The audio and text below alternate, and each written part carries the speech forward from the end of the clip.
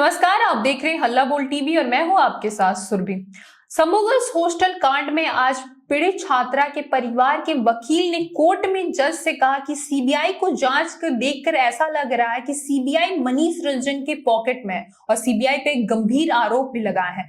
क्या है पूरा मामला, इसके बारे में विस्तार से बताएंगे हल्ला बोल टीवी के संपादक दीपक शर्मा। देखिए, आज अदालत में तीखी बहस हो गई सीबीआई के वकील और पीड़ित परिवार के वकील के बीच। जी, पीड़ित जो परिवार है, पीड़ित छात्रा का जो परिवार है, उनके वकील ने कहा अदालत में जज से कि सुप्रीम कोर्ट ने कभी एक समय सीबीआई को केंद्र सरकार का तोता कहा था जी, और अब सीबीआई जिस तरीके से इस मामले की, इस केस की जांच कर रही है, उससे ऐसा लग रहा है कि सीबीआई मनीष चंद्रवंशी के पॉकेट में है। इसके बाद सीबीआई के वकील जो थे वो भी नाराज हुए और उन्होंने कहा कि यह जो है मनीष चंद्रवंशी की जमानत याचिका पर सुनवाई हो रही है, आप एजेंसी के पर सवाल नहीं उठा सकते। दोनों के बीच तीखी बहस हुई और इतनी तो बात तय है कि अब जेल में ही शंभू गर्ल्स हॉस्टल के मालिक मनीष चंद्रवंशी की होली मनेगी।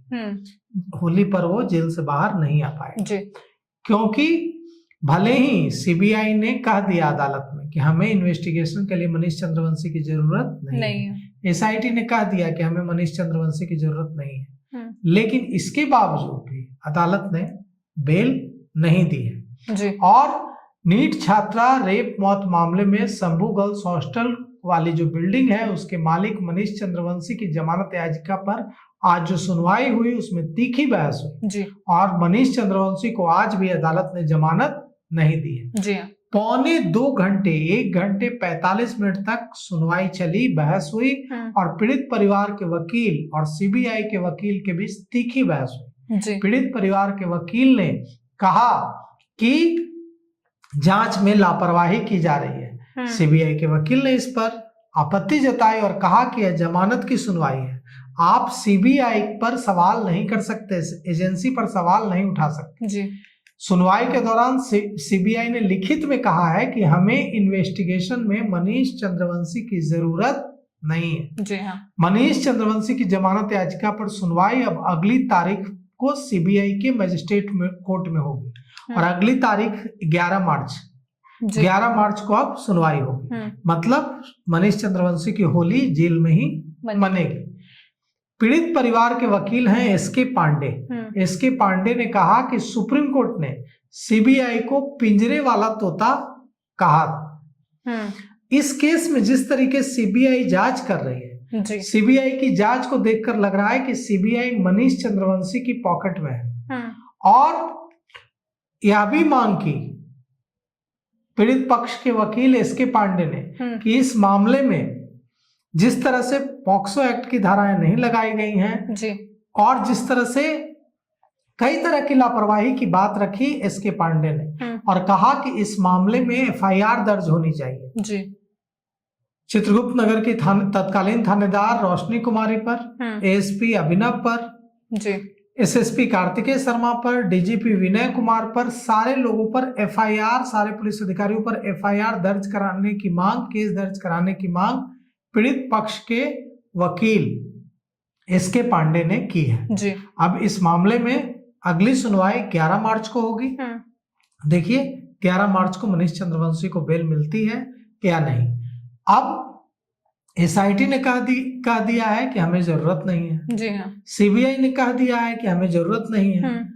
पीड़ित परिवार कह रहा है कि ऐसा लग रहा है सीबीआई की जांच को देखकर कि सीबीआई मनीष चंद्रवंशी की पॉकेट में है। पीड़ित परिवार के वकील कह रहे हैं, मतलब पीड़ित परिवार कह रहा है। तो पहले पीड़ित परिवार ने पुलिस की जांच पर सवाल उठाया था, उसके बाद एसआईटी की जांच हुई। एसआईटी की जांच पर भी पीड़ित परिवार ने सवाल उठाया और न्यायालय पटना हाईकोर्ट के किसी जज की निगरानी में जांच की मांग की। इस बीच बिहार सरकार ने सीबीआई जांच की सिफारिश कर दी और सीबीआई ने मामले की तहकीकात जांच शुरू कर दी। अब सीबीआई ने अब तक मनीष चंद्रवंशी से पूछताछ नहीं की है, एक बार भी मनीष चंद्रवंशी को रिमांड पर लेने की जरूरत नहीं समझी है। और इतना ही नहीं, सीबीआई ने मनीष चंद्रवंशी की जमानत याचिका पर सुनवाई के दौरान अगर यह कह दिया है कि हमें इन्वेस्टिगेशन में जरूरत नहीं है मनीष चंद्रवंशी की, मतलब साफ है कि सीबीआई मनीष चंद्रवंशी की जमानत का विरोध नहीं कर रही है। और मनीष चंद्रवंशी की जमानत का विरोध नहीं कर रही है मतलब साफ है कि सीबीआई को ऐसा नहीं लगता है। अब तक सीबीआई ने काफी जांच कर ली, कई बार शंभू गर्ल्स हॉस्टल जाकर जांच कर ली, नीलम अग्रवाल से पूछताछ कर ली, नीतू मैडम से पूछताछ कर ली, गार्ड से पूछताछ कर ली, प्रभात मेमोरियल हॉस्पिटल की जो नर्स जिसने कई चीजों का खुलासा किया था उनसे पूछताछ कर ली, जहानाबाद के पतियामा 2-2 3-3 बार गई, मामा मामी से पूछताछ कर ली छात्रा की। इसके इतनी पूछताछ और इतनी छानबीन, रीना से पूछताछ की, रोशनी जो सब इंस्पेक्टर है उनसे पूछताछ की, रीना भी सब इंस्पेक्टर हैं, जो एसडीपीओ 1 है जो एसआईटी का नेतृत्व कर रही थी डॉक्टर अनु कुमारी, उनसे पूछताछ की, कई पुलिस परसा बाजार के थानेदार से पूछताछ की, कदम कुआं के थानेदार से पूछताछ की। इतनी पूछताछ और इतनी छानबीन करने के बावजूद अगर सीबीआई को यह नहीं लगता है कि मनीष चंद्रवंशी से किसी तरह की पूछताछ की जरूरत है या रिमांड पर लेने की जरूरत है या इन्वेस्टिगेशन में किसी तरह की जरूरत है, मतलब साफ है कि सीबीआई ने अब तक जो जांच की है उसमें सीबीआई को यह नहीं लगता है कि यह जो छात्रा की जान गई है इसमें मनीष चंद्रवंशी का किसी तरह का कोई रोल है, तभी इन्वेस्टिगेशन में जरूरत नहीं लग रही है। तो अब देखना यह है कि सीबीआई की जांच का क्या आधार है, किस लाइन पर सीबीआई जांच कर रही है और क्यों पीड़ित परिवार यह कह रहा है कि सीबीआई की जांच को देखकर ऐसा लग रहा है कि सीबीआई तोता, जिस तरह से सुप्रीम कोर्ट ने कहा था कि सीबीआई पिंजड़े में बंद तोता है, अब पीड़ित परिवार कह रहा है कि सीबीआई की जांच को देखकर ऐसा लग रहा है कि सीबीआई मनीष चंद्रवंशी की पॉकेट में है। तो यह तो सीबीआई की साख पर बड़ा सवाल है, सीबीआई की क्रेडिबिलिटी पर बड़ा सवाल है।